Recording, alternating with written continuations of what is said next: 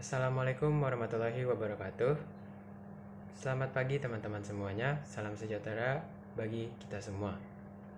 Di sini pertama-tama saya ingin berterima kasih kepada teman-teman semuanya yang telah menghadiri kelas pengantar akuntansi pada pagi hari ini. Dan saya juga ingin berterima kasih kepada Ibu Dr. Ratna Septianti, SEMSI, yang sudah memberikan waktu kepada kami untuk memaparkan materi tentang apa itu definisi dari siklus akuntansi. Baik, pertama-tama saya akan menjelaskan apa itu arti dari siklus akuntansi. Warren et al. Pada tahun 2017 menjelaskan siklus akuntansi sebagai rangkaian langkah-langkah yang dimulai dari mengevaluasi dan mencatat transaksi hingga membuat neraca saldo setelah semua buku ditutup. Sementara itu, ada pendapat lain dari Sasongko et al. Pada tahun 2018 menyatakan bahwa siklus akuntansi adalah serangkaian prosedur yang dilakukan secara berkala, terdiri dari beberapa tahap seperti mencatat transaksi, menjurnal, memindahkan data ke buku besar, menyusun neraca saldo, serta membuat laporan. Nah, membahas tentang tahap-tahap, ada beberapa tahap dari siklus akuntansi tersebut.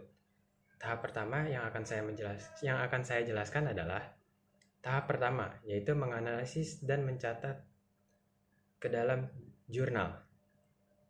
Pada tahap pertama dalam siklus akuntansi adalah memperhatikan setiap transaksi yang terjadi dalam satu periode di suatu entitas atau unit usaha. Tujuannya adalah untuk menemukan transaksi yang berdampak besar terhadap keuangan entitas tersebut, entah itu perusahaan ataupun unit usaha yang sedang berjalan, bisnis, gitu loh. Serta mencatat transaksi yang sudah dianalisis sesuai dengan tanggal terjadinya kejadian tersebut ke dalam sebuah jurnal yang nantinya digunakan untuk membuat buku besar akuntansi. Sekian dari saya. Wassalamualaikum warahmatullahi wabarakatuh. Langkah selanjutnya yaitu memindahkan transaksi ke dalam buku besar. Buku besar adalah kumpulan akun yang berfungsi sebagai tempat pemindahan dan pengelompokan transaksi yang dicatat dalam jurnal menurut jenis akunnya, bertujuan untuk melacak situasi dan kinerja keuangan perusahaan. Transaksi yang sudah dicatat dalam jurnal kemudian dipindahkan ke akun-akun dalam buku besar. Berikut adalah gambaran buku besar yang mencakup akun-akun, antara lain kas, piutang usaha, perlengkapan, peralatan, sewa dibayar di muka, utang usaha, modal, pendapatan, beban iklan, beban gaji, beban listrik dan telepon, serta prive. Makasih. Langkah ketiga adalah menyiapkan neraca saldo yang belum disesuaikan. Nah, neraca saldo yang belum disesuaikan disiapkan untuk menentukan apakah terdapat kesalahan dalam posting kredit maupun debit ke dalam buku besar. Neraca saldo ini menunjukkan jumlah debit yang sama dengan jumlah kredit. Jika jumlah kedua saldo dalam neraca saldo ini tidak sama, maka telah terjadi kesalahan yang harus ditemukan dan dikoreksi. Di sini sudah tercantum neraca saldo yang belum disesuaikan dan saldo kredit dan debit balance. Di sini saya akan menjelaskan langkah 4, yaitu menyiapkan dan menganalisis data penyesuaian. Ayat jurnal penyesuaian adalah bagian yang penting dalam proses akuntansi untuk memastikan suatu pendapatan atau biaya yang dicatat pada masa yang tepat dan sesuai dengan standar akuntansi yang berlaku. Terima kasih. Selanjutnya, langkah kelima, yaitu menyiapkan kertas kerja akhir periode. Ini adalah dokumen opsional yang penting untuk menunjukkan proses informasi akuntansi dari neraca saldo yang belum disesuaikan ke neraca saldo disesuaikan dan laporan keuangan. Lalu, mengevaluasi dampak penyesuaian terhadap laporan keuangan. Langkah-langkah adalah membuat ayat jurnal penyesuaian dan memindahkan ke buku besar. Di langkah pertama, kita bisa mengidentifikasi setiap akunnya, seperti beban bayar di muka, kemudian pendapatan yang diterima, pendapatan bayar di muka, kemudian beban yang harus dibayar, serta penyusunan aset tetap. Di langkah kedua, setelah kita mengidentifikasinya, kita bisa menghitung penyesuaian tersebut di akun masing-masing. Setelah itu kita membuat jurnal untuk mencatat penyesuaian tersebut. Di langkah ketiga, kita bisa memindahkan dan memposting catatan jurnal tersebut di setiap akun ke buku besar. Di langkah terakhir, kita bisa menyusun neraca saldo setelah pencatatan jurnal diposting untuk menjadi laporan yang kuat.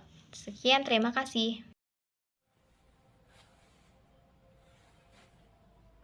Selanjutnya akan dijelaskan oleh saya, Nazul Silas dengan NPM 2511012039.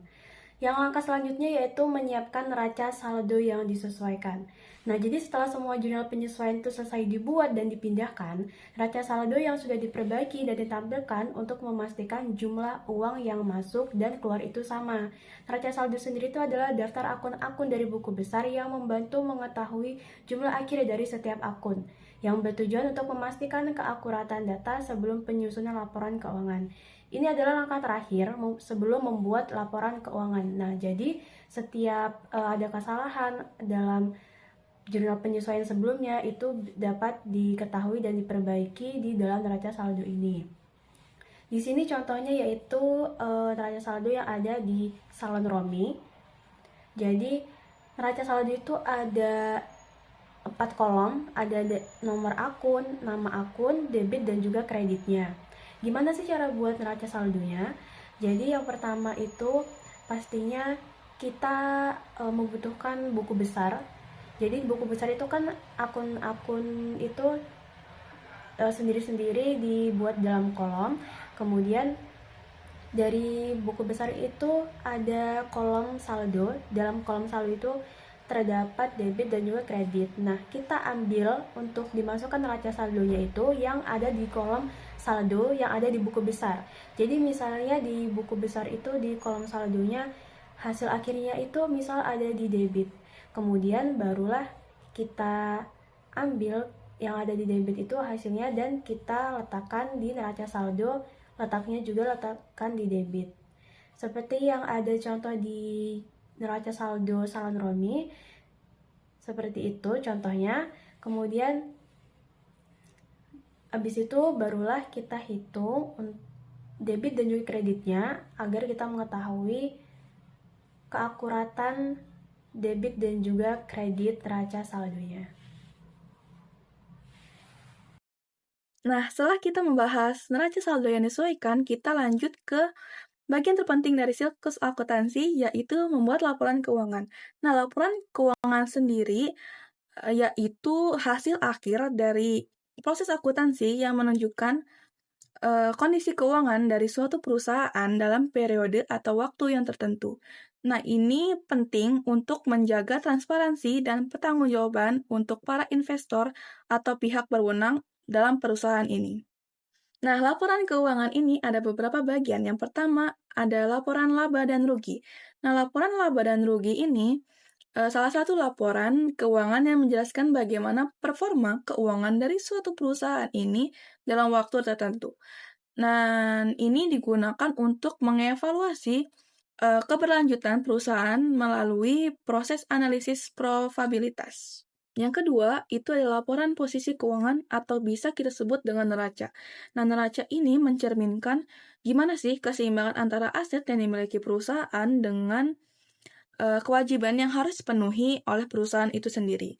Dan serta memberikan gambaran mengenai kemampuan perusahaan itu dalam hal memenuhi kewajiban keuangan jangka panjang dan pembayaran hutang pada saat jatuh tempo. Nah, yang ketiga itu ada arus kas. Nah, arus kas ini penting untuk mengevaluasi kemampuan perusahaan dalam menghasilkan kas yang cukup untuk mendanai biaya operasional serta kewajiban jangka pendek perusahaan itu sendiri. Dan yang terakhir itu catatan atas laporan keuangan. Sebenarnya ini opsional, tapi bisa ditambahkan untuk memberikan penjelasan lebih lanjut mengenai kebijakan yang diterapkan oleh perusahaan itu yang mungkin tidak dipahami hanya dengan melihat angka di dalam laporan keuangan itu. Langkah 9, membuat ayat jurnal penutup dan memindahkan ke buku besar. 4 ayat jurnal penutup tersebut adalah sebagai berikut. 1. Semua pendapatan didebit sebesar saldonya dan mengkredit ikhtisar laba rugi. Kedua, semua beban dikredit sebesar saldonya dan mendebit ikhtisar laba rugi. Ketiga, ikhtisar laba rugi didebit sebesar saldonya dan mengkredit modal pemilik. Keempat, brief pemilik dikredit dan mendebit modal pemilik. Ayat jurnal penutup di buku besar ditulis secara singkat sebagai penutup. Selain itu, biasanya satu baris akan ditambahkan di dalam kolom debit dan kredit. Setelah ayat jurnal penutup diposting, baris ini akan memisahkan transaksi pendapatan, beban, dan brief periode selanjutnya dengan periode sekarang. Langkah 10. Menyiapkan neraca saldo setelah penutupan. Langkah terakhir dalam siklus akuntansi adalah menyiapkan neraca saldo setelah penutupan. Neraca saldo setelah penutupan adalah laporan yang menampilkan saldo akun-akun real seperti aset, kewajiban, dan ekuitas. Setelah semua akun yang berkaitan dengan pendapat dan beban telah ditutup pada akhir periode akuntansi, tujuan dari neraca saldo setelah penutupan adalah agar buku besar siap digunakan pada awal periode berikutnya. Semua akun dan saldo yang terdapat dalam neraca saldo setelah penutupan harus sesuai dengan akun dan saldo yang tercantum dalam laporan posisi keuangan pada akhir periode sebelumnya.